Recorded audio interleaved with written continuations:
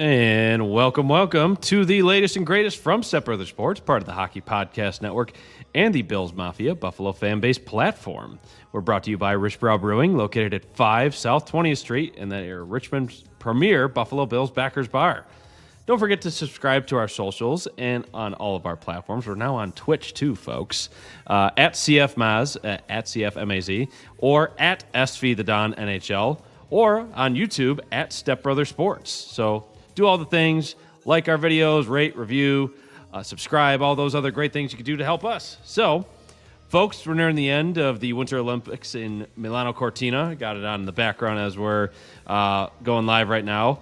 The USA had a thriller of a finish against Sweden today, unfortunately sending Sabres captain Rasmus Dahlin home, while assistant captain Tage Thompson gets to advance against Slovakia coming up on, I believe it is Friday of this week. Yeah, and Canada, Canada also escaping with a near upset on their hands, almost coming at the hands of Czechia right there. They escape with another overtime thriller themselves, with Mitch Marner taking away that the hopes and dreams of all the folks of Czechia, including David Pastrnak. But to kind of circle back here, today we also welcome back our friend in the Shenandoah Valley. You can hear his voice on More 96.1 and Q101 out in the Harrisonburg area of Virginia, and that surrounding region out near northwestern Virginia, if I'm getting my geographic parts right. Is that right, Riley? Yep, you got that right. There we go. But yeah, he's a native Richmonder, as many people know, and he's also has some Bills Mafia and Sabres fandom in his blood. So we're glad to welcome back to the show, Riley Reed. Happy to be back. Thanks for having me, guys. Welcome back, brother. Yeah, glad to have you. All righty. So, Riley, tell the listeners, tell us what's new and exciting in your neck of the woods. Anything that you'd love to share? I got a raise, so that's really good. Hell yeah, love that. Always good.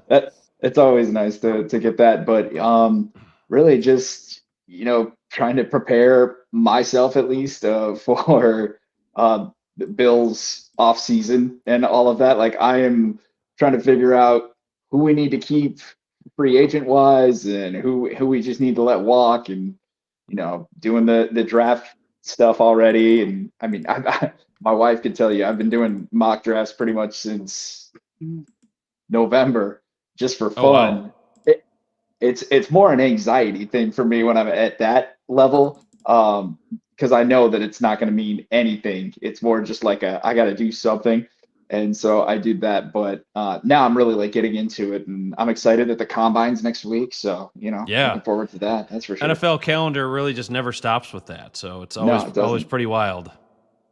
Yeah.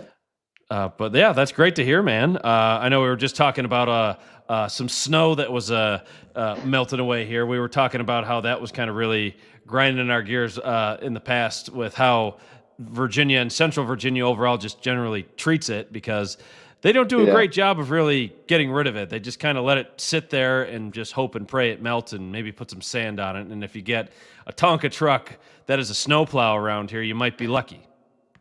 It is true. It is true. I actually made a joke because I know that there are places like further up north that do something with the snow instead of just leaving it in piles.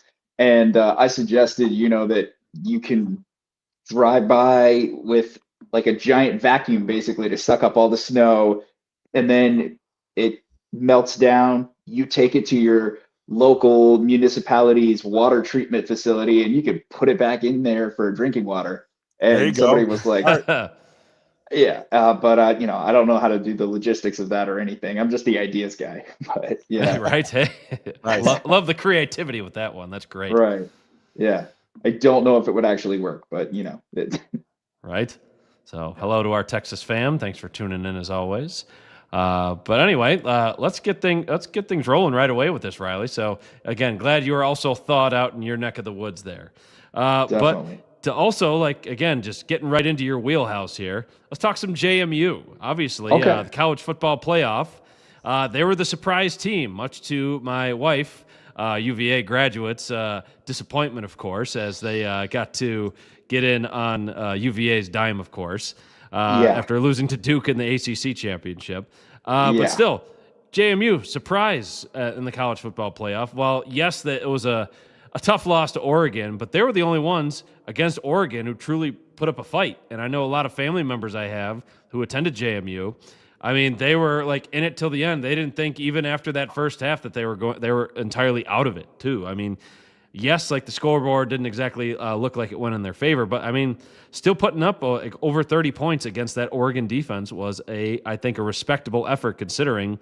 I mean, you got to think some of that was Oregon was putting their foot off the gas a bit, but still, you look at Texas A&M; they didn't put up any points against them, and I don't recall who played Oregon after that to get them into the college football championship. But still, they put up very lackluster performances against Oregon, and JMU was the only one with a really respectable showing.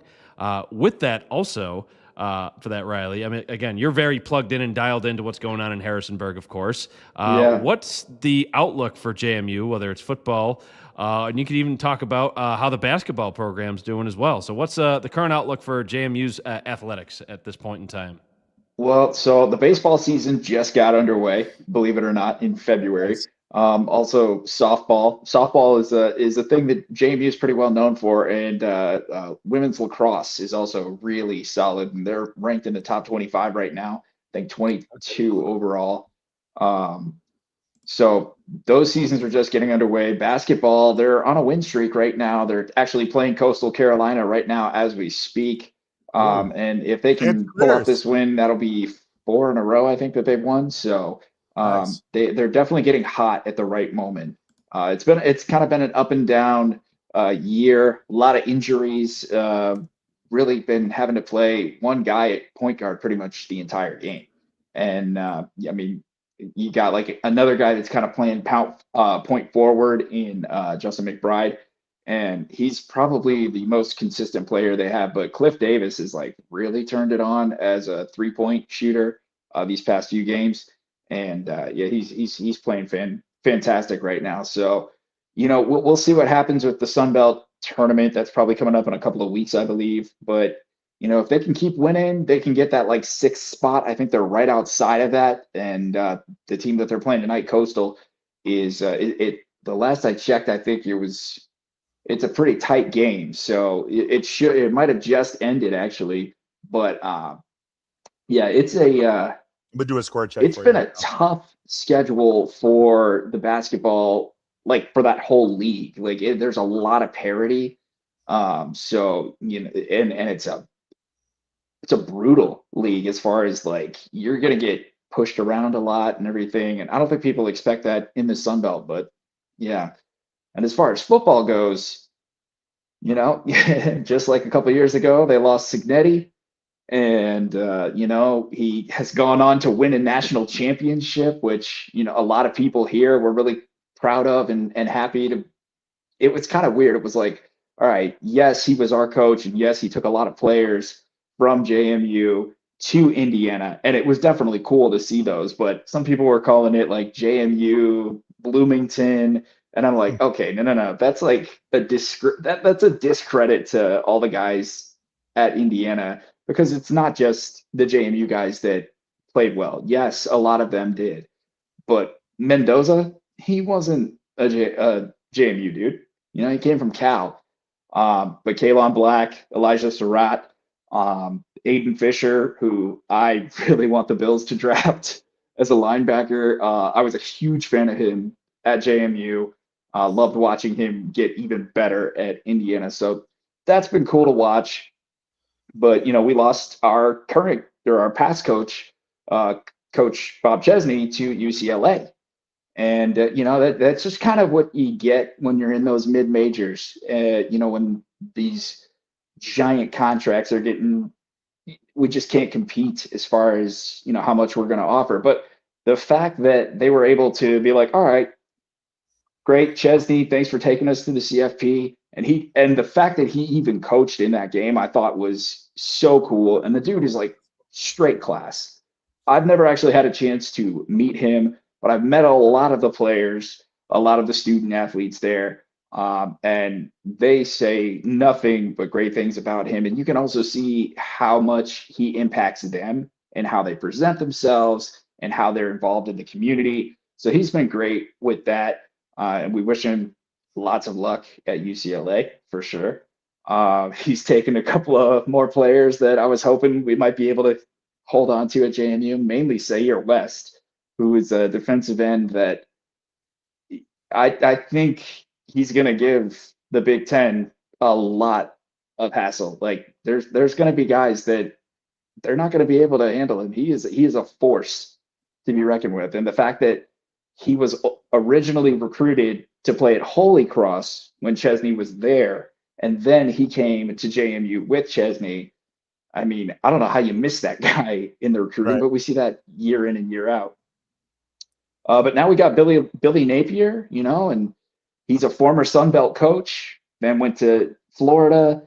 He didn't really have the full support of everybody in Florida. There were a lot of backers that were not fans of that hire, and they didn't back the team financially, maybe, or they made it a little bit difficult for him, I think.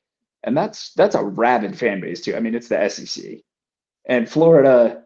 Ever since they lost Urban Meyer, they've been trying to get back to that, and they still. It's almost like Indiana basketball, like they're resting on their laurels from the past, and even Notre Dame football a little bit too. I know they've had some pretty solid seasons as of late, but back to getting Napier, I was surprised that we were able to get him. I really thought that we were actually going to end up hiring the Lehigh coach, Kevin Cahill.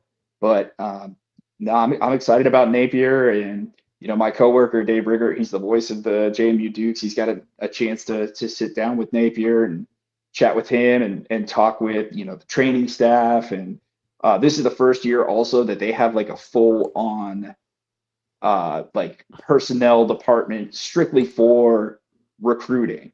There aren't other jobs attached to it. There are dudes that are just straight up, that is what they're doing. They've got their diagnostics and how they're ranking people mainly by height, speed, all that. And if it fits in that category, then they work on the tape and all of that. So we never had that before. So to have that is huge. He's bringing, I think this guy's going to be a stud. Robert Bala, who is another Alabama coach. He was on the Bama staff there, and he was also with Napier in Florida. So we've had good luck with former Bama coaches recently. Even Colin Hitchler, who was the defensive coordinator this past year. I think that guy is a fantastic, phenomenal guy, and I think if he hadn't gone to UCLA, I would have loved to have had him as the head coach here. But yeah, I mean, honestly, around here, I would say some of JMU Nation gets a little cocky. We say the thing oh, we don't rebuild, we retool, we're good, or we reload. And yeah, they got a bunch of guys in the transfer portal, and that's kind of how you have to do it in mid-major football now. But reached into Division II, Division III to get some guys. I mean, we got some huge dudes on the offensive line, 6'8", 320, 6'7", 315. Some beef. That's great. Oh yeah, yeah. They've been calling it the Shenandoah Wall, the Great Wall of Shenandoah. That's great. Yeah, yeah. So I'm looking forward to seeing what they can do. The spring game has already been announced, so that's going to be April 25th. So definitely going to be there to watch that. Excellent. It's a good day. It's my birthday. Yeah. So, oh, nice. Yeah, perfect. My cousin's birthday too. Hey, it's a great day. Right now, all you need is a light jacket, not too hot, not too cold. So there you go. Right? So for your miscongeniality fans. By the way, Mr. Riley, your boys, JMU, win 67-65 over Coastal. At least the Chanticleers. Am I right about that? I'm pretty sure. Yeah, the Chanticleers, but Chanticleers. Chanticleer. Yeah, Chant. Yeah. Davis with 22 points. This kid from East Carolina put up 31 in a losing effort. They win by 2, 67-65. So nice to see that. They seem to be a pretty solid program in both football and basketball too. Unlike my Syracuse Orange, it's been a very rough season for Syracuse. I don't know if you've heard about that. Actually, I saw. who was it? There was a former player that was saying that Carmelo needs to have more of a say in what happens inside that building. He's like, it's got his name on it. It does. The building does have his name on it. Well, the whole thing is, so his son is not his father, right? So Carmelo comes in out of the Baltimore area, like a top player in the nation, like consensus top 3, top 5 in that draft class, and or the recruiting class. And his son is just not the same ilk of player, at least not yet. I mean, he comes in, I think he was in between like a 3 and 4 star, but like a guy who looks like he's gonna probably stay at Syracuse all 4 years unless he develops a little bit more. And just because of that, because of who he is, he's been benched a lot. Like there was a game recently, I think they played North Carolina, the Tar Heels, in which he got no minutes. He didn't even come off the bench in any capacity. So there's now, because Carmelo was such a beloved figure, and for good reason. Like I said, his name is on the building. He won the only championship in school history. Now there's the fan base is calling for Gene Autry's head, the head coach. So that's not always the best situation, but I will say this: you guys continue both from football carrying into basketball season. JMU continues to net me wins in the betting space. So okay, all right, I like that. But what I do want to do is, if we can, I wanted to just spend a little bit of time talking some basketball on a bigger, on a whole, on the national level, if we could.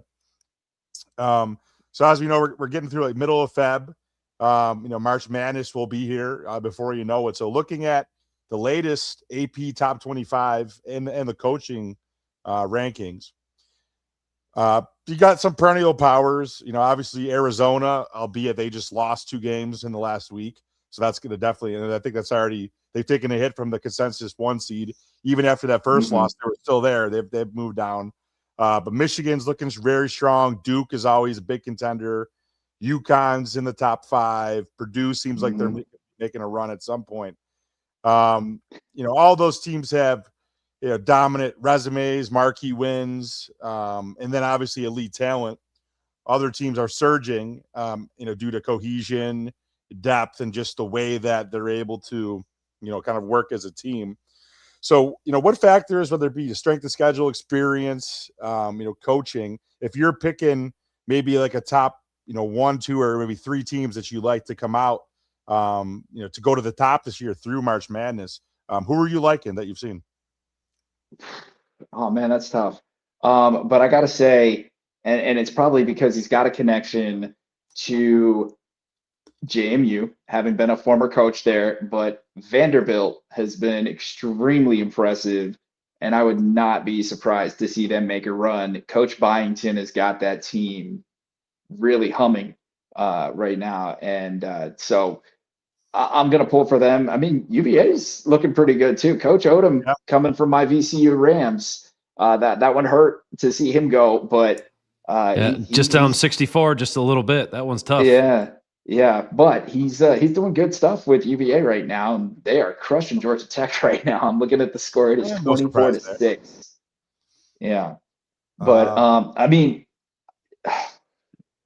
Kansas is always a team that I think can make a good deep run. Depends on the guy. Oh my gosh, he's going to be the first overall draft pick. Peterson, right? Yeah, I think it depends on how good he plays for sure. But I mean, Arizona's not completely out of it either. Yes, they lost, but I wouldn't put it past them to string a few games together and really play solid. I haven't really been paying attention to many mid-majors outside of JMU and my VCU Rams in the A10. I'm very impressed with how the Rams have been playing lately. I'll tell you that. I think they've been, they had some growing pains with Coach Martelli Jr. But man, he's getting them in the right spots now, and I think they've got the right roster. And Laser Djokovic is like, oh my gosh, that guy's he's a little streaky, but when he's on, he is on. And Tyrell Ward's been playing fantastic, and Nick Lewis was just named the A10 Rookie of the Week So yeah, I mean, lots to look forward.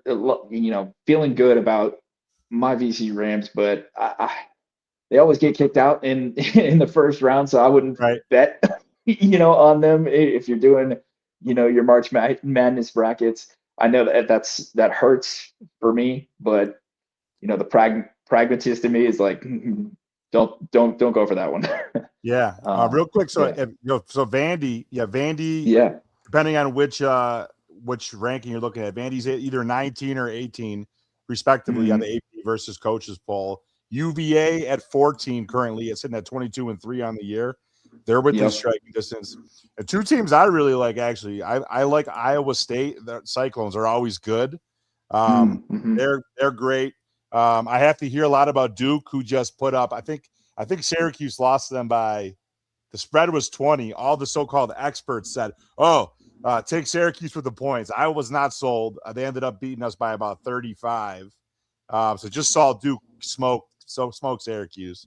I mean, Michigan's good. There's, at this point, the only undefeated team, which you talk about mid-majors, a team that I actually bet on last night and they won, is Miami of Ohio. In that MAC conference. Okay. 25-0 as of right now. So, could they be the Cinderella? I don't know, but I do like VCU. I will say VCU has that. It's obviously a pedigree team that they're always there, and they seem to be like a potentially great bet to go far. So I wouldn't be surprised to see them make a little bit of a run this year. And Shannon, friend of the show on the Sports Brew Pod, thanks for tuning in, of course. And yeah, and it looks like he agrees VCU has been getting better and better all season. So, hey, it could be 2011 all over again. No one's going to say that can't happen. I mean, hey, they won last night celebrating 2011's team. So beat the George Washington Revolutionaries pretty handily last night. So that's always good. And they beat Richmond both times this year. And so, my parents went to U of R, so it gives me a little bit, more joy. Oh, yeah. I mean, to see them go. As somebody who even went to U of R for a grad program, I mean, I got no dog in the fight anyway. I mean, it wasn't a huge draw for me. I mean, I'm still just by default, just because of my family, I'll gravitate more towards UVA, of course, because my wife, and then by proxy, even JMU again, not only through you, of course, but through other family here as well. So still, thanks for going down that rabbit hole for college basketball, Riley. But now, kind of shifting things over. You had your very first this past NFL season, your very first Bills game that you got to go to at the old Highmark Stadium. Yes, yes. You got to go to your very first Bills game at the old Highmark Stadium, and I'm glad you got it in the last season. But then you also got to experience your first tailgate, too. Tell us some of your favorite parts of that, because obviously the game left you on a little bit of a roller coaster ride throughout that, because then New Orleans Saint, future Buffalo Bill, Brandon Cooks, even though he had some dropsies then, he didn't exactly get rid of those when the time mattered the most. But still, tell us about that day when you got to go to that Saints game and a beautiful 1 p.m. kickoff, one of those very sought-after times for Bills fans.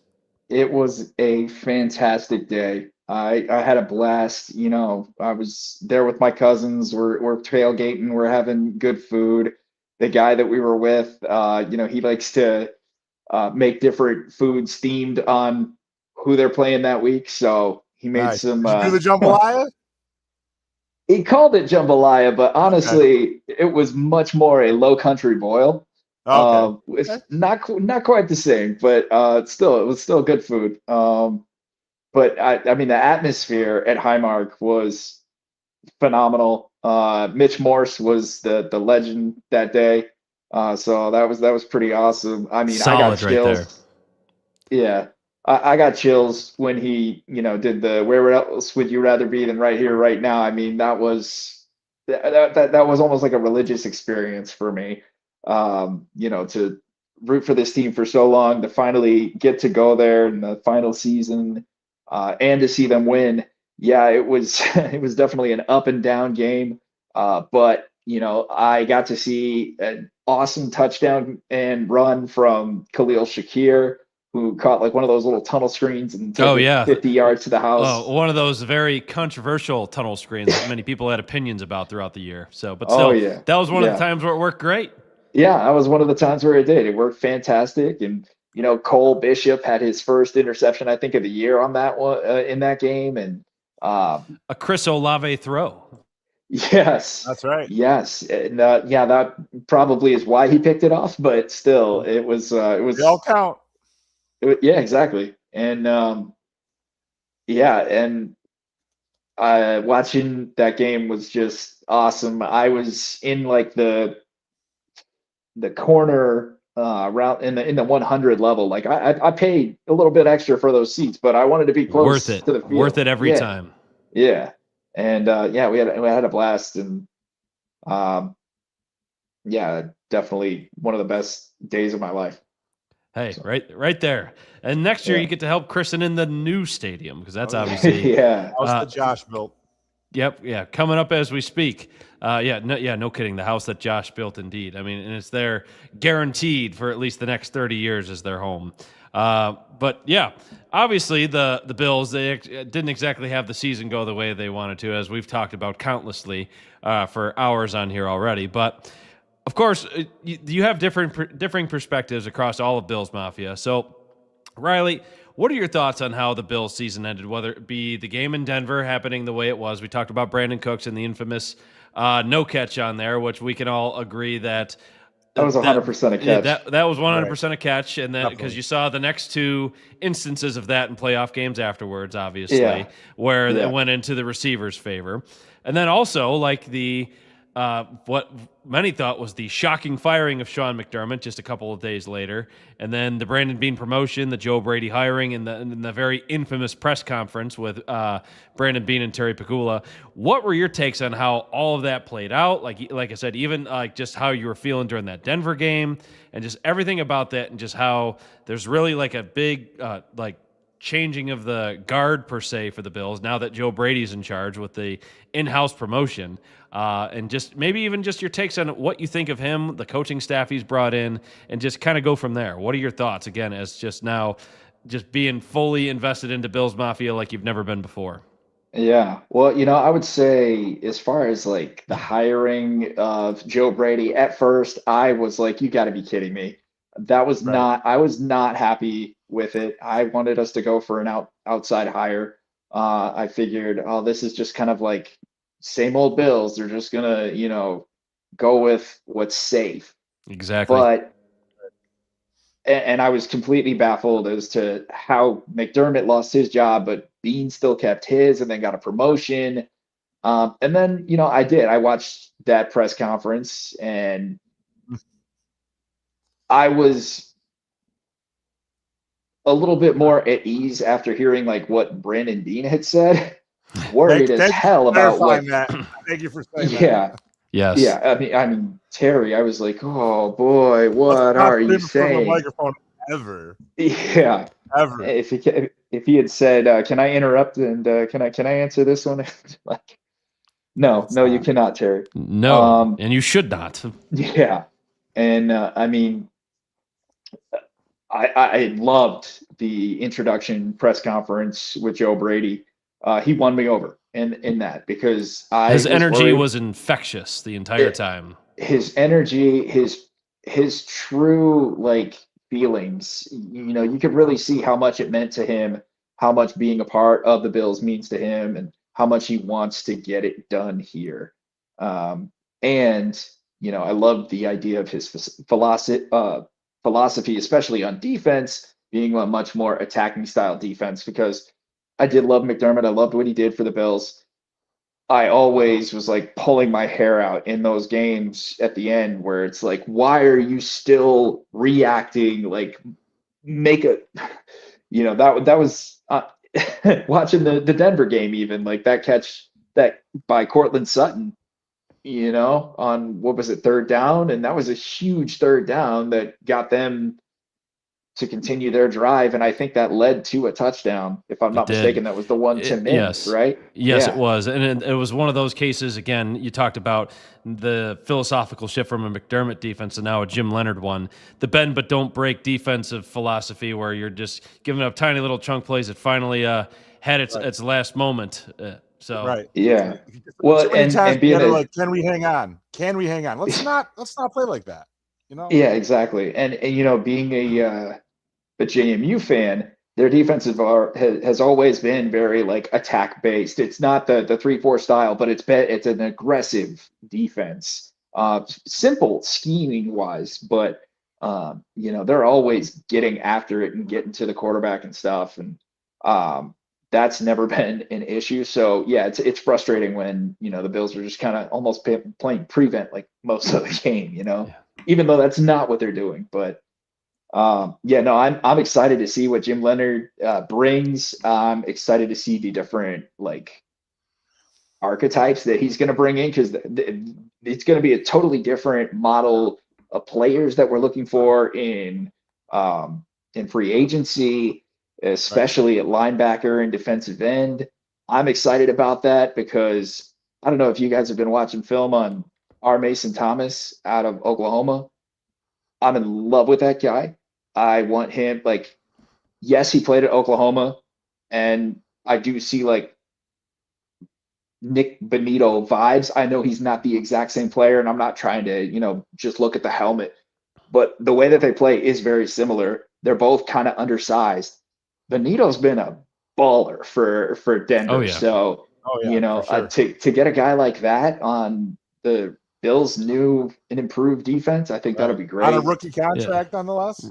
Right. Oh, yeah. And the same Nick Bonito, of course, and one of the more infamous plays of that Denver game, where Khalil Shakir was supposed to be the lead blocker on him, causing Deion Dawkins to whiff after that, leading to that Allen fumble as he was hit on his blind side. So that was a rough one. All Nick Bonito right there, like you were saying. But having somebody on the edge like him, or even just being like one of these linebackers that are coming through this draft cycle, it's supposed to be an excellent one for, again, defense and linebackers. So, I mean, this might be the time, especially if you're going to have that shift to a 3-4 defense, and that aggressive mentality could really come to fruition there. And, I mean, a lot of Bills fans would love to see that. Again, the defense, I mean, say what you will about how McDermott and Bobby Babich handled things. Like, they were able to at least get it together more often than not in the second half, but obviously not when it mattered most, especially in the playoffs these last couple of years. So I'm genuinely excited, like you are, Riley, when it comes to the Jim Leonard hiring. We were talking about that, like, as leading into his hiring, like, will they or won't they kind of thing? Will they win almost like, you don't want to say a sweepstakes, because it's so much is left to be had for how the defense will actually play, the personnel, things of that nature. But you mentioned how there's going to be a lot of not only schematic changes, but new players coming in too. Oh, yeah. So lots of holes that are going to be needing to get filled on there, because a lot of Bills going to be last year's Bills players are going to be free agents. You got Joey Bosa, who was on a 1-year deal. Daquan Jones, his deal has expired. Matt Milano, he's now going to be a free agent. Shaq Thompson, who was a really big, pleasant surprise, free agent. Trey White, as much as he was a pleasant surprise, he's on a 1-year deal. I mean, hopefully that gives a little bit more of a runway for Maxwell Hairston, as long as he's healthy, to come back and really take the job and run with it too. And also Virginia Tech guy Dorian Strong, hopefully that procedure he had for his neck was able to help him and be able to come back fully healthy. So again, adding some depth to that cornerback room. But I mean, and you could also say the same thing for players that have also been around for a while. Damar Hamlin, granted, he turned into more of a depth guy. I mean, he very well could be on his way out. Taylor Rapp, I know a lot of Bills fans would be happy to see him go, particularly just based on his play, despite probably very likely playing injured compared to the season prior. But still, so many holes on defense, and you just got to wonder, not to mention the fact that the Bills have to make a significant amount of moves to make sure not only are they salary cap compliant, but they also need to make sure they can spend or make some of these deals to bring some guys in.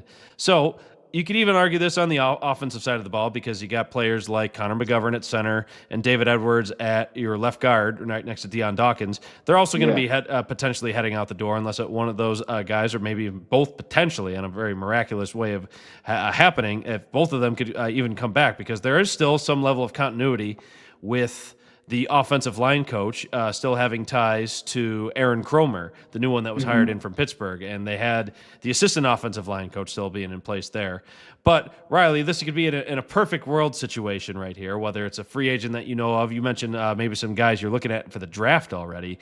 I mean, who are some people that you'd have your eye on this year for the Bills to maybe take a look at? Again, feel free to shoot for the moon, or maybe even be more conservative in your moves on here, but who are some guys you kind of had your eye on? For us? Yeah, go for it.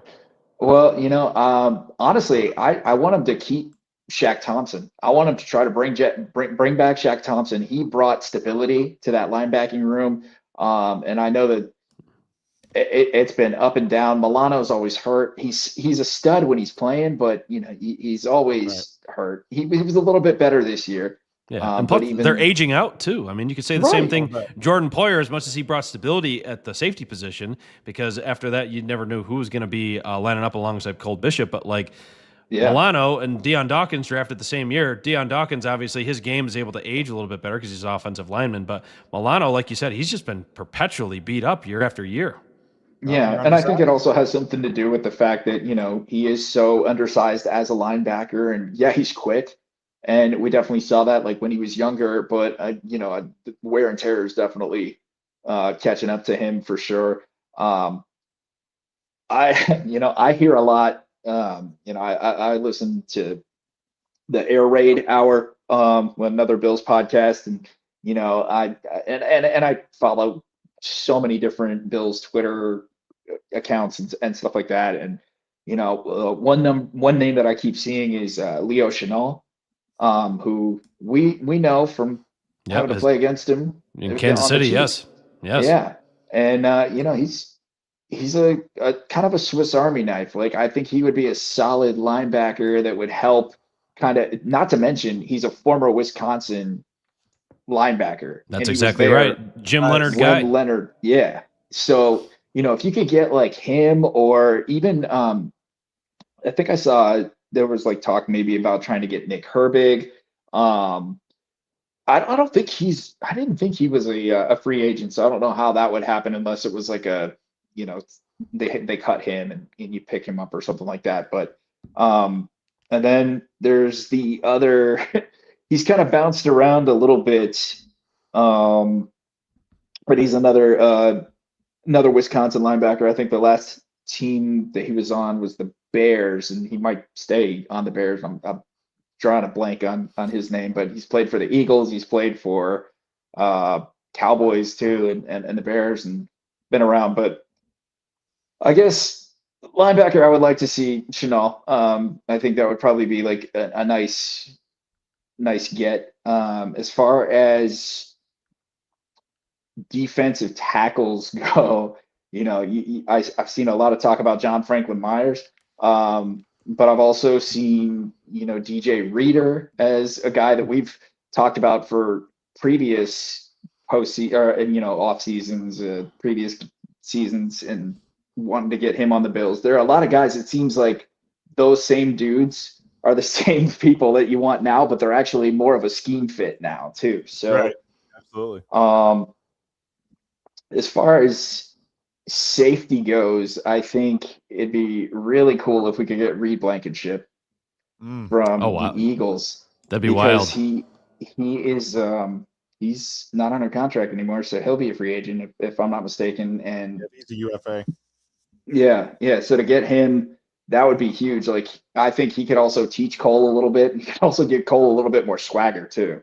For sure, although I'm sure that Cooper DeJean's going to be telling Philly to do whatever they can to keep Reed there, but for sure, that's his boy. But that would be really cool. As far as linebackers, I even saw that they were talking about possibly letting Tremaine Edmonds go. I mean, in a 3-4, he might be better suited. I mean, he doesn't even need to be the green dot guy. I think if he's solely going to be an edge guy, or say just a outside linebacker, which is what he was at Virginia Tech, I think he honestly would be better suited for that. And shocker, he's still not you could say in his athletic 26 prime or something, right? Yeah, because he was 19 when he was drafted. I mean, it was always a running gag or a joke that Tremaine Edmonds is perpetually young. And I know we have a friend of ours, Brian, who always tunes in. He's our resident Bears fan and expert, of course. But he was always hoping and wanting to see more out of Tremaine Edmonds anyway, as far as splash plays. I feel like he probably just Brian regrets that contract. I'm going to assume. Oh yeah, I'm sure. mean, it could make sense in a way as long as you deploy him the right way. Dollar amount. Oh, yeah. for Yeah, sure. definitely. Yeah, I mean, you don't want to break the bank for him. But safety that I wouldn't mind also, besides Blankenship, is another former Bear, Jaquan Brisker out of Penn State. I remember I loved him out of Penn State and thinking, oh man, the Bills should draft him. And yeah, Brisker I think would be a solid, like, because I think he's more of a strong safety than he is a free safety, and I know that's probably more what Cole does too. Yeah, you have Bishop on the island back there. Yeah, he can Bishop can play a little bit more free if he was able to have somebody like Brisker there. Right, definitely. Exactly, and Bishop can play like that center field position. Like we've seen it. I don't know. Some people would probably say, I don't know if I want him to play that. I'd rather have. I've been looking at more like free safety in the draft. Like that's what I've been really focusing on is some of those guys. But as far as free agents go right now, and I also know that we're kind of up against the cap too. Sure. You got to move all kinds of money around, and I'm sure there's probably going to be some players that get cut. The Rat might be one of them. Teron Johnson might be one of them. He might not. Right. I mean, even what Jim Leonard said about him already. I mean, he might even get a shift over to safety just to kind of maybe preserve his game a little bit more.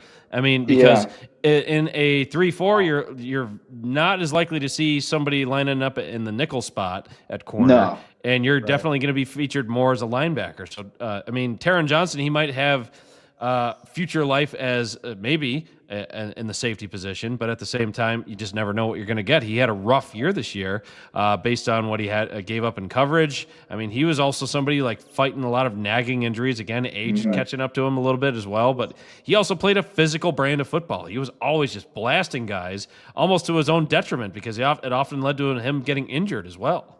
Oh, yeah. I mean, how many concussions has that guy had? Right. He's not a big guy. He's a small guy. I mean, so cut, maybe, but I think I'd rather have a bigger body guy back there. Yeah. The obviously the other one that's always perpetually talked about, and anybody in Bills Mafia or Bills fandom, is the wide receiver position. And again, leaving much of that up for or leaving much to be desired there, of course. I mean, say what you will about Brandon Cooks and what he did. I mean, he at least opened up a lot in the passing game once he arrived. I mean, yes, he obviously had some very unfortunate drops in a few instances, of course. But I mean, I've heard a lot of differing opinions of him. But I mean, as somebody who would likely be a cheap veteran option, you're not going to be paying this guy a ridiculous salary. Like, I wouldn't be opposed to bringing him back. He'd be a great character guy for the locker room. Has a lot of experience. He's played in 2 Super Bowls. Unfortunately, didn't win either of them. But at the same time, he has that on his resume. Yeah. I mean, I would not be opposed to bringing him back. Furthermore, like everybody's like, oh, are the Bills going to maybe go down in the trade market? You're seeing mock trade ideas, like you're sending Keon Coleman in a first for Brian Thomas Jr. Maybe on the market. Jettas, AJ Brown. Just like. Do you have a favorite one of those, Riley? Do you have a favorite? Dream scenarios, yes. Oh man, one that I've seen, and I'm not sure if I'm okay with it because some people are getting really excited over the idea that we could trade for Marvin Harrison Jr.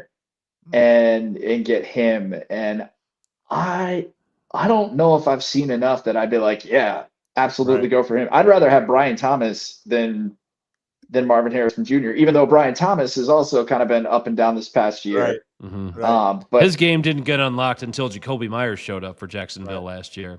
Yeah, those guys have rookie deals, though. I will say that that idea, those cost guys more compared to those $20+ million guys, I like. Yeah. And conversely, you also have another Eagles guy, AJ Brown, and from what you're seeing in rumors, like again, you have. I mean, we talked about this a little bit before, and I know. I think you asked me about this last week, Sean. Somebody did. And do you want to deal with the character stuff? I mean, yes, you dealt with that a little bit already with Stephon Diggs, but I mean, if you're just there to be like, hey, I'm going to throw you the ball, you're going to get somewhere in the range of over 1,000 yards, and you're going to get right around the range of 100 catches. I mean, if you're just going to have this be a very workman-like relationship here, I mean, sure, we're already used to that now with Diggs. I mean, if you're just looking for just the bang for your buck, I mean, especially if he would be going from the NFC to an AFC potential team right there. I mean, I'm getting more what's the phrase I'm looking for? I'm getting more convinced that it could be something that could work. I heard on Chopin the Bulldog, I think it was the other day, Bulldog was mentioning how he wouldn't be as afraid of the character anymore. Like if they have like the sole intention of winning, like who cares? Like winning solves everything. Yeah. I mean, and if you already are going to be able to establish some type of a good locker room culture, again, a lot of the McDermott guys are still there. They know what it takes to make sure a locker room is going to thrive. I mean, why would somebody like an A.J. Brown like really throw a big wrench into things too? And if say that happens and then he turns into a nuclear warhead like an Antonio Brown would be, then I'll eat my words maybe in November, but we'll see. Yeah. Well, I mean, I remember I loved A.J. Brown out of college at Ole Miss. I mean, he's such an interesting. Didn't he play with DK? He did. Yeah. Yes, they were teammates. They took that. They took like that mirror shot of both of them just looking like chiseled Greek gods and shirtless right before their draft. Yeah, like they're what you would build a wide receiver to look like on Madden, essentially. In a laboratory, even. Yeah, in a laboratory. And I mean, I think out of all of those wide receivers, A.J. Brown is who I would want. Because yes, he might cost more, but he is more proven than Marvin Harrison Jr. and Brian Thomas Jr. Like, he is also a dog. When you hit him, you feel it. Like, so if you're feeding him as a wide receiver, I mean, he's almost built like a running back to an extent, like with how he's like 6'1", 225 or something like that. Like, he's not quite Derrick Henry stature, but pretty damn big. Yeah. I mean, thick for a wide receiver, I would say. Not thick like Deebo Samuel, but like that's a whole different kind of thick. That's thick with 2 C's. Right. But no, I think Brown could bring something different because he's a physical receiver and he can win down the field. I think he's definitely that alpha dog that would help Josh immensely. That we've been looking for ever since Diggs left, and I'm a little worried about what the receivers are going to be like under Brady because I know he said that he still plans on doing a lot of screens, and it's like. Right. Okay, but are we actually going to throw it downfield too? Yeah. And I know that there was also some talk I can't remember which conversation he had. It might have been after the actual press conference when he was just chatting with the local press. But he said he didn't exactly say that McDermott held him back, but he ran the offense the way that McDermott wanted him to run it, not Right. So don't turn the ball over. Don't take chances. Right. So, you can move it down the field a little bit more. Honestly, the thing about A.J. Brown too is that really scares me is that he could end up with the Patriots. And I really do not want that to happen. Yeah, no. I do not want Drake May and A.J. Brown destroying us like Tom Brady did with whoever back then. I do not want that. Yeah. We had friends from WGR on last week. Shout out to Derek and Zach once more. Kind of talking about the same thing, how the Bills are going to be ultimately in competition with the Patriots going into next year because, again, while the Patriots did show that they can contend with throughout the playoffs, albeit with a little bit of luck, say what you will, they made it. They won the games they had to win. I mean, and people can hate all they want. I know we're definitely those people, but still – they are going to be a desirable location. They have the quarterback on the rookie contract. I mean, they might offload some guys just to maybe retool the roster, but that is going to be a desirable location. I mean, you're already seeing things in the rumor mill great coach. Right. Yeah. I mean, he is a great coach as much as we might, again, be haters, of course, but still. You want coach of the year. Exactly. But you have people coming out of the woodwork, maybe somebody like Max Crosby saying, I would love to play for Mike Vrabel. Obviously, that's a trade they would have to make happen and make sure they have the salary cap space too, of course, which they do. But still, people are going to want to go to the Patriots. Yes, you have MVP like on his resume, Josh Allen, but again, they have a little bit of goodwill to regain, not only with the new head coach and Joe Brady, but still they need to show people that they can finally get over the hump and convince players to be actually willing to come in and be like, hey, you can be the missing piece. And Josh Allen can only do so much recruiting himself. And there needs to just be some level of aggressiveness, more so on Brandon Beane than ever before.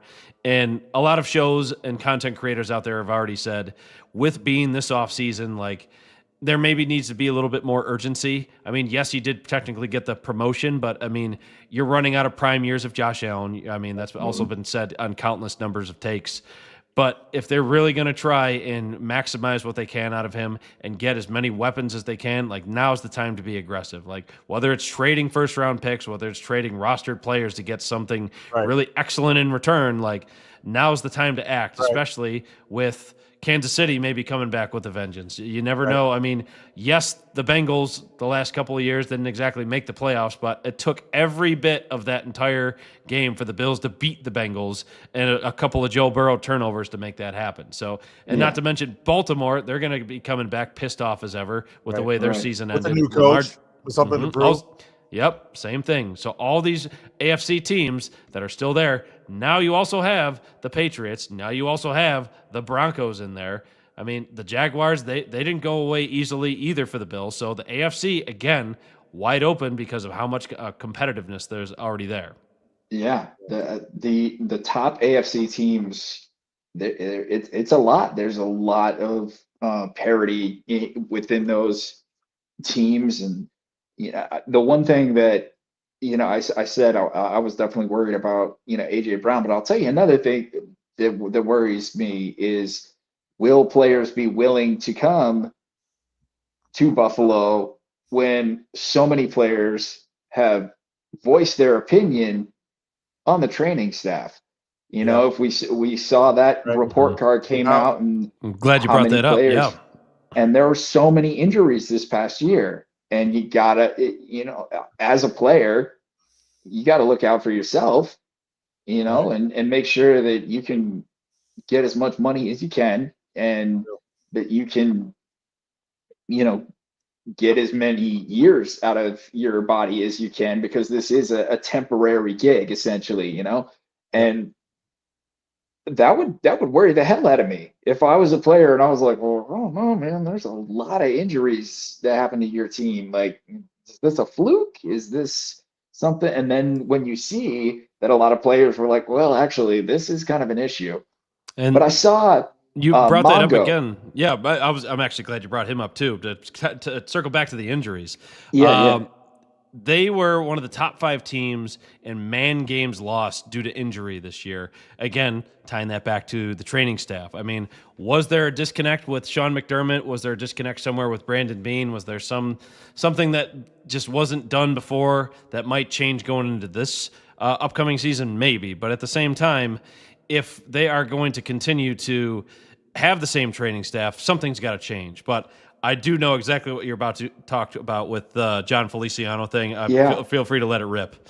Yeah. I mean, he said that he also, they talked about the travel being another issue, but he did say that there are some stars, there are some studs in the training room that just need a chance to shine. So I'm not sure what's happening with them, but hopefully those people that he mentioned, I can't remember the names right off the top of my head, but hopefully they do get better opportunity this season. And yeah, I mean, we definitely got bit by the injury bug majorly. Every year it seems to be for a stretch of time, like in the middle of the season too. It's always a crucial time. I do want to get I have one more question before I know Chris probably wants to move on to a different segment. But I wanted to see if either one of you guys noticed this. I'm sure you might have. Did you guys see, talking about the whole receiver thing? And I mentioned Justin Jefferson. Obviously played with or under Joe Brady. Credited Joe Brady with his hands being so good. And then he was asked during Super Bowl week on Media Radio Row about he's building your team. Basically like picking the players, and he picks Joe Brady, gets the Bills as his first pick. Doesn't say Josh Allen. He says Joe Brady as my coach. You guys find that interesting? I mean, what are the odds? I know a lot of salary cap ramifications that would have to work with that move in particular, but the guy's still elite top 3 receiver in the game. Hands down. Love Josh. And he even put, I think, up over 1,000 yards despite that horrendous quarterback play they had there with McCarthy being in and out with his injuries and all the guys they had as far as backups go, even with Carson Wentz there too. But still, oof. As a baller, man.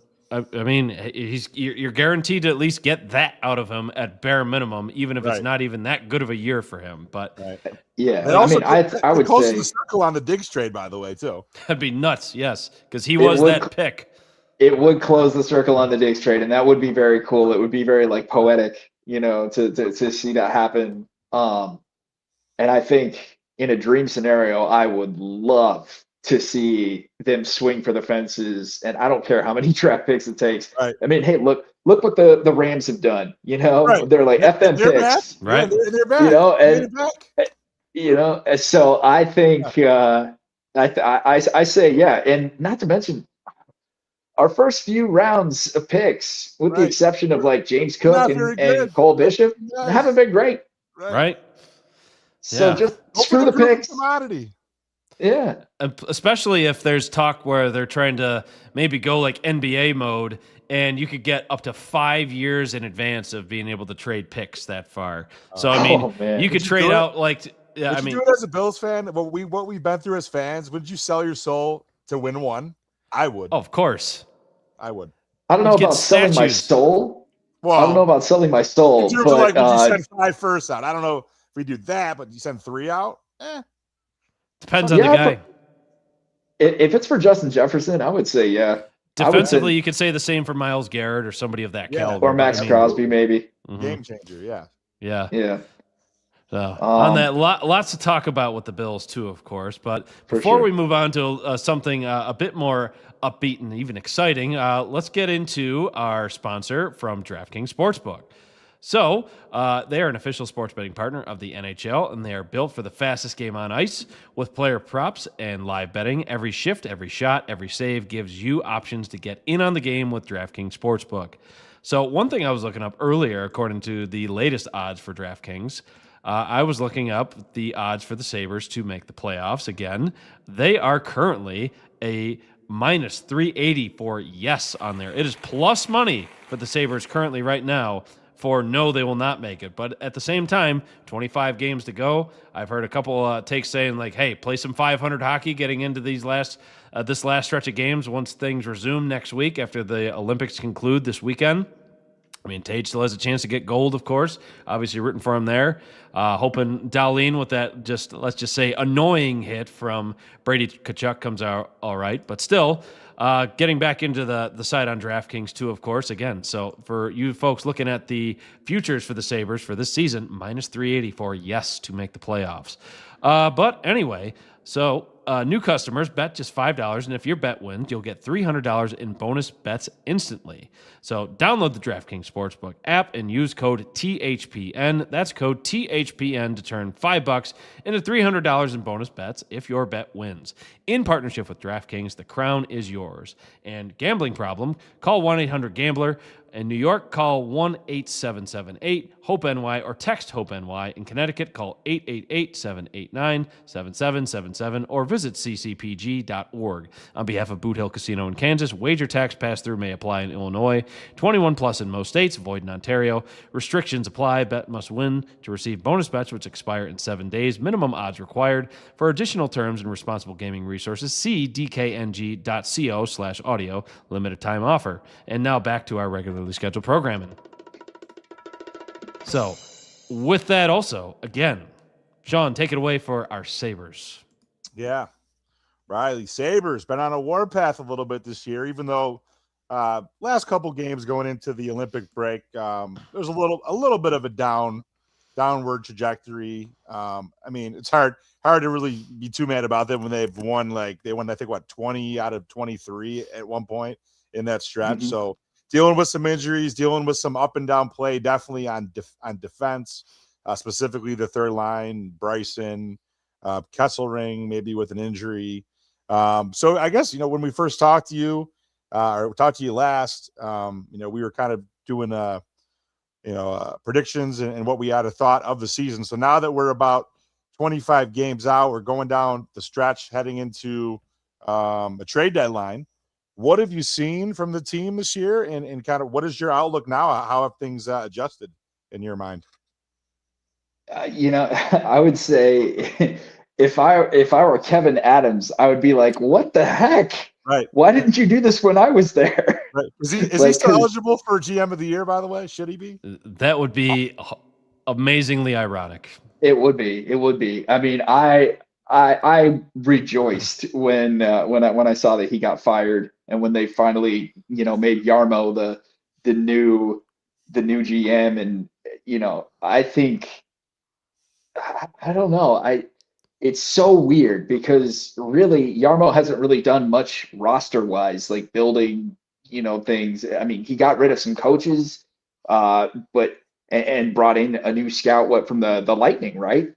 Yeah, he filled up the front office staff. He brought in Marc Bergevin from he was on the LA Kings, but he was a previous GM for Montreal, and he also brought in one of his former executives with Columbus. So he's rounding out some of his staff there. There was another guy too, though, from Tampa as well. I think you're right about that. Yes, you're right. Yeah. So it's interesting because we haven't really gotten to see him during really wheel and deal and whatnot, but you gotta wonder how much did the team hate this guy, because as soon as he gets fired, it's just a totally different team. The vibes are all great in the locker room. They're playing with this tenacity that you haven't seen the Sabres play with in the past, I don't know, 6 years, pretty much probably since more. Or more, pretty much since Kevin Adams was started off as GM, and maybe even before that when Botterill was there. But yeah, that it has been exciting to see. First off, the city get excited about the Sabres again, Oh yeah. Talking to my family about it, and my cousin, he's in the Navy Reserves, but he's over in Djibouti right now, doing some active duty out there in Djibouti, and I've texted him every once in a while, and it's how cool is this, man? The Sabres are actually winning right now. Yeah. And he's like, yeah. So it's been awesome. I'm a little worried about, not worried, but concerned as to what is going to happen with Alex Tuch. Glad you brought that up, because I figured he is such a key piece for what they're going to do this offseason, or how they're even going to handle it in season if they sign him or if they don't. Yeah. So what are your thoughts on him? I don't think you can move him this year. I think you play out the rest of the season with that guy, because he's really, I know he's from Syracuse, but yeah, he grew up loving the Bills, right, and the Sabres, and the fact that he's playing for not his hometown team, but pretty damn close, right. and the team and coach he grew up watching, right. Yeah, and that's been awesome too, to see the turnaround for Ruff, to really see it working out now. Because I know at one point he said, he was like, oh yeah, they thought I was just going to come here and just kind of take a paycheck and then retire. But no, he still really wants to coach, and he's still proven that he's got it, and these guys believe in him too. But as far as Tuch goes, yeah, you got to keep him on the team for this. But I don't know what to do with him in the offseason. I feel like he might have been, he's playing so well right now that he might have been priced out of Buffalo. I don't know, because there are some other pieces that you need to get. But so many of our prospects are playing well now and getting positive minutes. And I mean, Ostlund coming up and playing the way he has this season, and even Hellenius coming in and playing a few games. He's proven that he's pretty much ready. And damn shame about Yuri Kulik at the moment with whatever the blood clot issue is, right. And he may come back. You don't know when he's coming back, because you don't know what type of recovery timeline that even looks like. So yeah, but I think the last time that we talked, I said we're probably going to go another year without making the playoffs, but right. I got that hope that we can make it this year. And even Alex said in an interview, he's like, we're going for the cup. Like there's no, we're not trying to they back really into the believe playoffs. Yeah, we're going for the cup, is what he said. Yeah. Yeah. And so you see that these guys have really bought in. There's like a new I wouldn't say I guess it's a new confidence even in Tage too. For sure. Like he feels, and it's a badge of honor that he's over in Milan right now, just playing the way he is. Got a couple goals, got a couple assists on the to his name right there. He needs more ice time, Mike Sullivan. Right. That one's for you. But when you said that line about Alex Tuch saying, "Hey, we're playing for the cup," what's the best part about that is he didn't get laughed out of the locker room saying that, or even just anybody hearing that. So again, you have this newfound sense of confidence for the team, and you're finally able to, one, take the team seriously, and two, like, carry a lot of the momentum they have. I mean, no matter who they play in the playoffs, any of the teams they'll play in the Eastern Conference will give them a challenge. And again, they have to make it too, of course. So, like, it's likely, again, if they get in as a wild card, they'll play either Tampa or Carolina, but they both show that they can hang with both of them. I mean, even that game, they played one game against Tampa so far. It was a thriller. They gave up an unfortunate goal with like less than a minute to go or something ridiculous like that. Again, a little hazy because it's already been a couple weeks since it happened, but still. The couple times they played Carolina this year, they've been able to, I think, win one, I believe, at home against Carolina. And I also went to the one most recently where they played in Raleigh. I mean, had they not gotten goalied by Brandon Bussey, who's also just phenomenal goalie and great story, by the way. He goalied the shit out of us that game. Tage, he had one. He had goal dead to rights, but Bussey just straight robbed him. But still, if you play either one of them in the first round, you're going to be able to hang with them at the very least, and maybe take it all the way down to a game 6 or a 7. So, but still, even Montreal, anything can happen. I mean, Montreal, at this point, they should be trying to fight for the 2nd seed. I mean, I don't know if we could catch Tampa. I mean, we have games head to head against them, so it's possible. But if they can even get into that 2nd seed, I think that would be that's a great season for them. Not to mention the same thing with Detroit, also fighting their own playoff drought. They're at like about 8 or 9 years themselves. Yeah.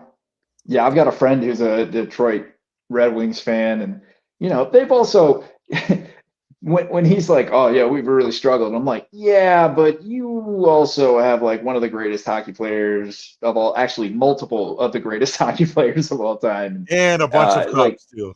Yeah. So they were the team of the '90s and early 2000s, right? Sure. Yeah, I mean Yzerman and Fedorov and Shanahan.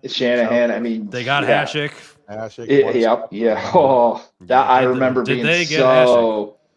I was so crushed by that. Mm-hmm. I still remember him saying, "I just want to win the cup. I just want to win the cup," and that's where he left. And I was like, as a 9 or 10-year-old boy, I was like crushed. And he did it literally his first year there. I mean, that's right. We'll give you guys Slava Kozlov. Oh, okay. And he had wanted nothing to do with the Sabres. No, nothing at all. Disinterested. I remember that. Yeah. Well, but with the but go ahead. Can we talk about Alex Lyon? Oh, yeah. He's been a revelation this year. Yeah. My favorite thing about him, and as I have a close friend who's a neighbor of mine just down the street, he is all bought into Lyon and his personality. But my favorite thing is just how real he is with just like how the game ebbs and flows. And he's just like, "Hey, I'm playing great right now, but hey, this could come to a crashing halt at any time," because that's just the nature of how goaltending goes in the NHL. And like, credit to him for just being like cognizant of that, because again, you need the team to obviously play well around it, but man, was he on a heater. Set the record for most consecutive wins in a row for like times he started, which is great. And not to mention the fact he was able to do that with Dominik Hasek in-house that night, which is also pretty dope. So, but Alex Lyon has been a huge reason why the Sabres have done so well. Not to mention the entire goaltending room, with especially 3 of them. Everybody was rolling their eyes when the 3 of them were initially on the roster, but they've all had their moments to. They've needed all 3 of them. They've all been injured. They They have. Do you think? I know that. Do you think that they try to get rid of UPL, like try to trade him, and maybe make it a Lyon and Ellis thing? I think an off-season move. Off-season, yeah.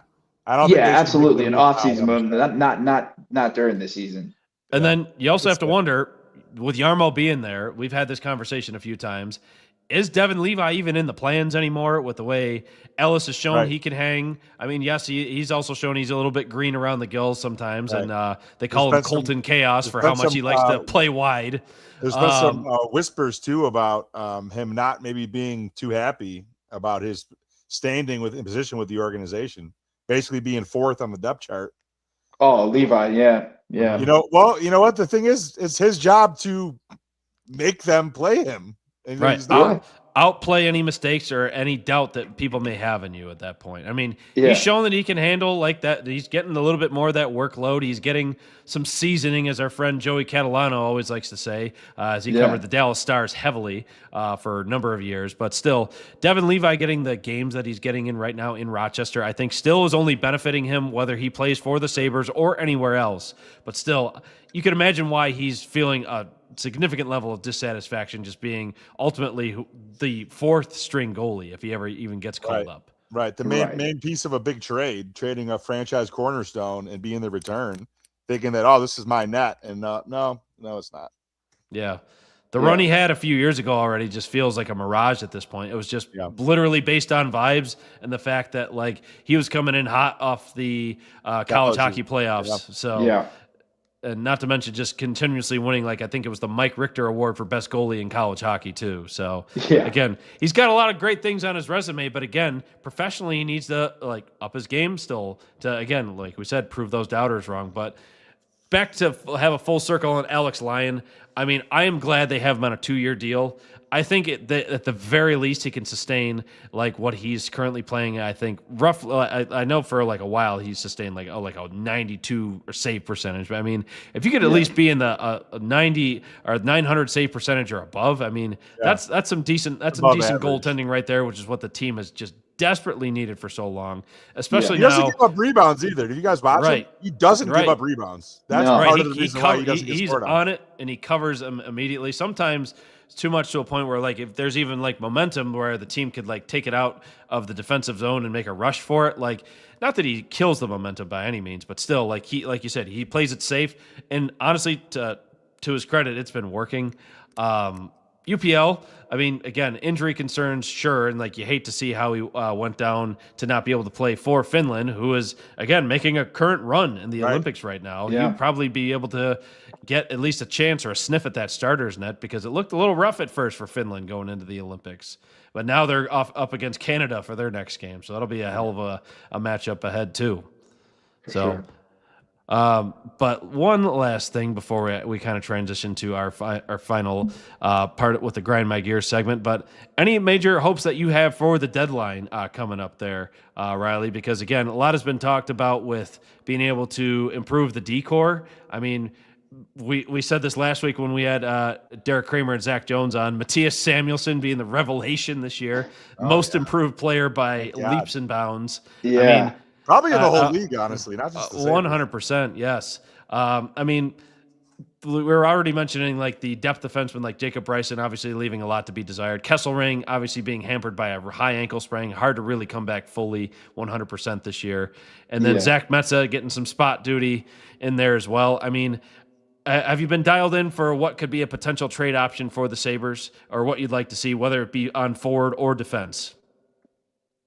I'll be honest with you. I haven't really been paying attention. The one that I was hoping that maybe we could get was Panarin.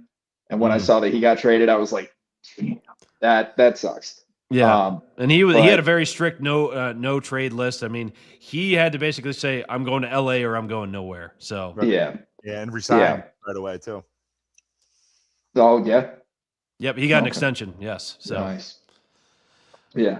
I mean, I don't know. Part of me is just like, well, just kind of see how the rest of this team vibes, and maybe some of the time off can give a little bit of recovery for some of the hampering injuries on the D core. But I just kind of want to see how the rest of the season works out. Honestly, it's almost like an experimental season, Right.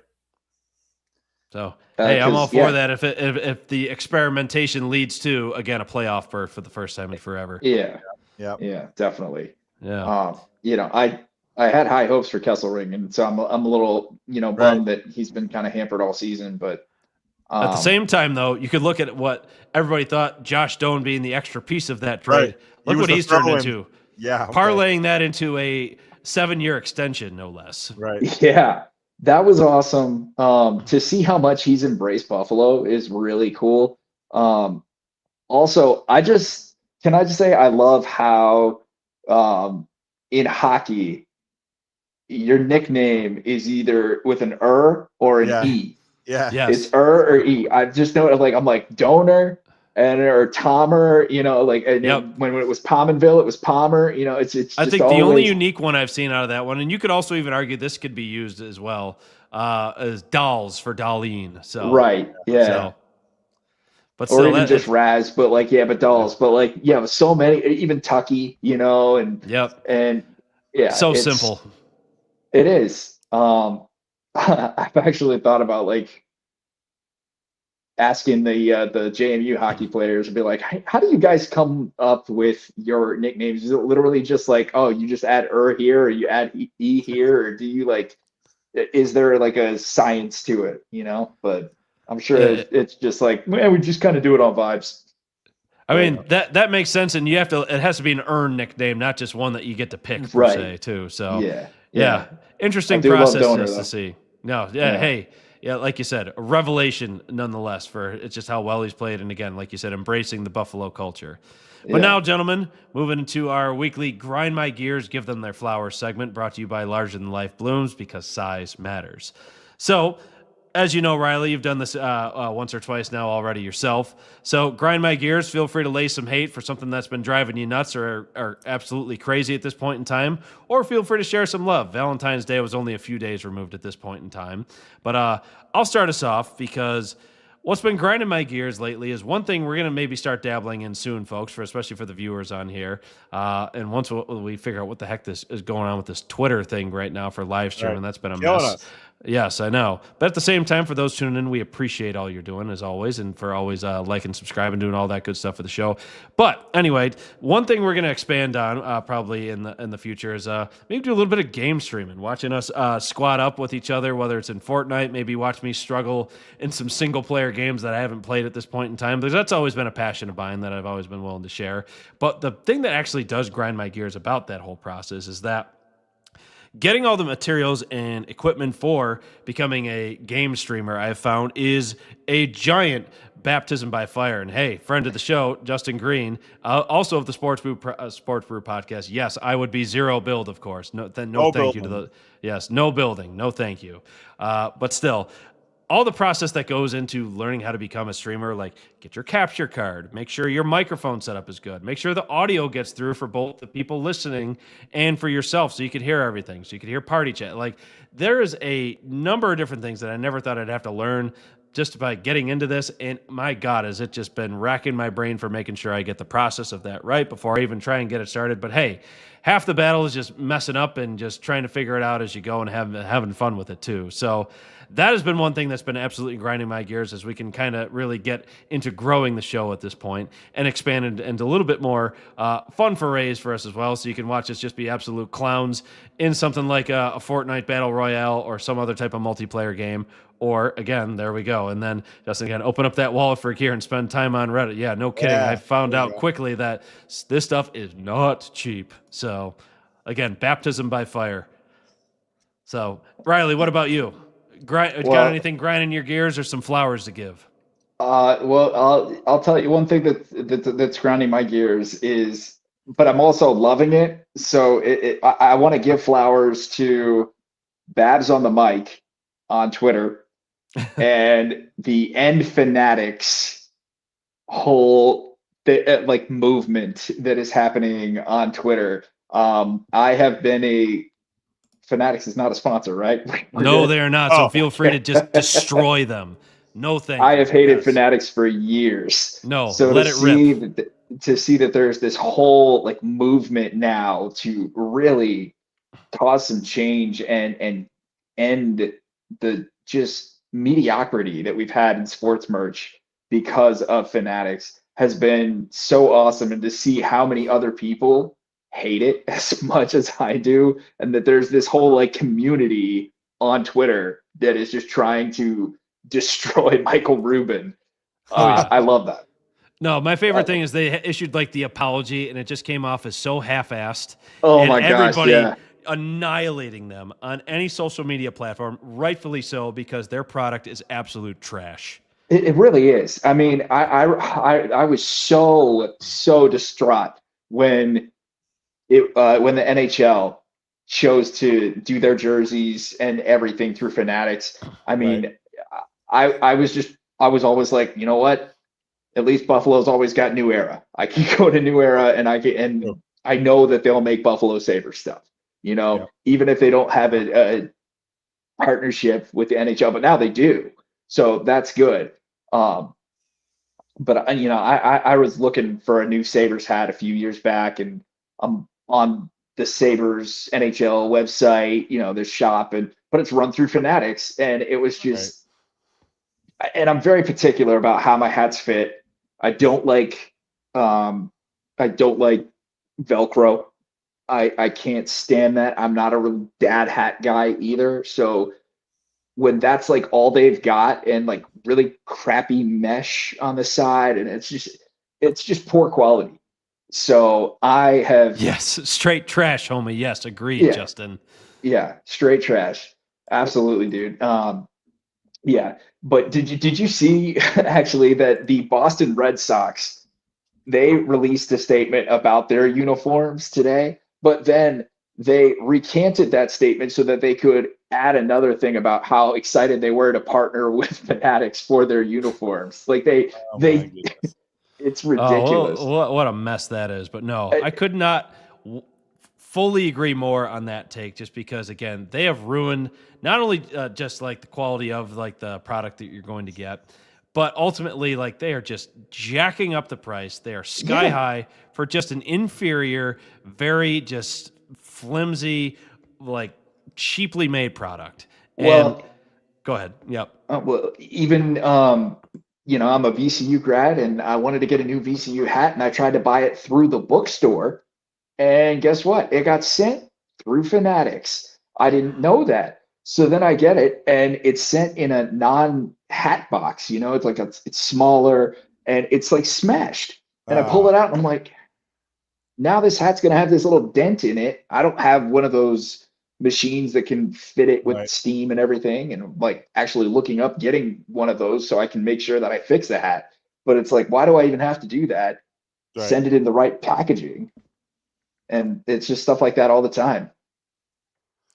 No, seriously, like not only would it be better off just like going directly to like the team stores, like say you came back to Richmond and visited family for whatever reason, going to actually like a VCU bookstore would probably be the best way to get it, because not only can you try the hat on that way, but like you could actually like see like, hey, this looks all right. So again, another solid take from Justin. To avoid Fanatics, buy vintage gear. That's a great one. That or lids. Yes, another great one. 47 brand is also excellent. I love lids. Yes, strapbacks are go-to flavor. Yes, and especially like you're trying to find a fitted hat too. Like I've come around on like I'm not a huge fan of snapbacks, but at the same time, you find a good fitted hat, no matter the brand, like that to me is gonna last. Especially if it has like one of like the almost like the sweatband per se. I have like a Buffalo Bills like Dingus Day one that came out like a few years back, and it's a fitted one too, or like it was like a large, extra large style. But still, I would that's one of my go-to ones, whether I'm going to the gym or something like that. And I have a Sabres one that's also the same way. But still, I agree with also Justin's take on the 47 brand ones, because those are regularly excellent, and the quality of those they can last for years. Yeah, well, fun fact that VCU hat that I got was actually 47 brand, but there you go. But but because it got sent in the wrong shape box, that's all like messed up. But do the right thing, Fanatics. Replace this man's hat. Right? Hey, make an apology, a public apology tour on every podcast known to man that was just saying about your absolute trash product. Sean, how about you? Got some gears to grind. You got some flowers to give. I got both. I was also fantastic, Riley. Not enough people still saying how much Fanatics sucks. Thank you. There you go. Justin's got your back, bud. Here you go. He says, Replace the hat. There we go. So I got two today. I got to grind my gear and a flowers today, which I normally don't. So I want to just do a quick PSA for any people that might regularly tune in or not, a first time listener, watcher, viewer, whatever you are. You don't have to be necessarily a business person. This also goes for just people in everyday life, but especially if you're someone that's either entering the business workforce or you're an entrepreneur. If you say that you're going to do something, if you're going to say that you're going to be somewhere at a certain time, have a meeting, show up. And if you're not going to be there, make sure to send a professional reply about, why things might have changed. It's just the right thing to do. You'll get a lot farther in business. So I want to just put that out there. And then number two, I wanted to give a quick shout out and flowers to our parents, our regular viewers and watchers of the show, Memes and Pa. I had a chance to go meet them down in South Carolina earlier this week, where they've been looking for some property to purchase to be closer to Chris Maz and myself, and to do something for themselves, in their retirement age. And they seemed to find something that they really like. And I was very excited that they shared it with me, went down and visited. We went out to a really nice dinner. So shout out to them. Couldn't be more happy for them. I know Chris Maz feels the same. So we're very excited that they're doing something nice for themselves, because they deserve it. Big endeavor for them too. So supporting them in anything they want to do with that. Absolutely. So, yeah. All right. But as we're kind of wrapping things up, Riley, we always have a blast with and he also says they were a Fanatics rep. That's good. But Riley, again, always a blast having you on, man. Tell the listeners and folks where they can find you and what you might have cooking up for fun out in your neck of the woods, or maybe on some of your social media platforms. Yeah, Chris, Sean, thanks so much for having me again. I always have a blast hanging out with you guys and talking about Bills and Sabres and getting into some JV stuff too. It's always fun. But yeah, you can follow me on my social media. I'm at I am Riley Reed, not that Riley Reed. Yes. Just so you know.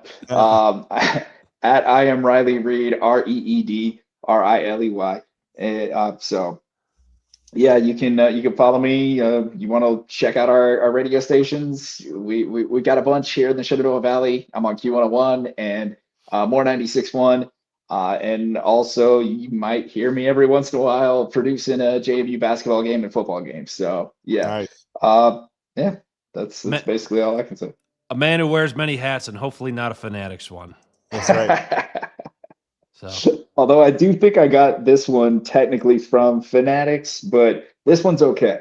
That one looks sharp.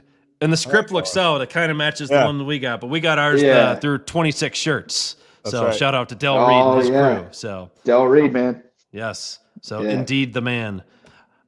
Shawnee, any parting thoughts as we wrap things up for this week? No.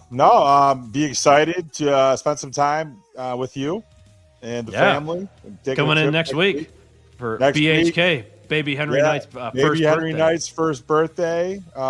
Supposed to be themed. I don't know if we're still doing that, but either way, I don't know, but we'll see. We'll see. We'll ask the party planners about that one. I know. Excited to be with the fam in RVA, where magic always tends to happen when I'm there. So I'm excited to come visit.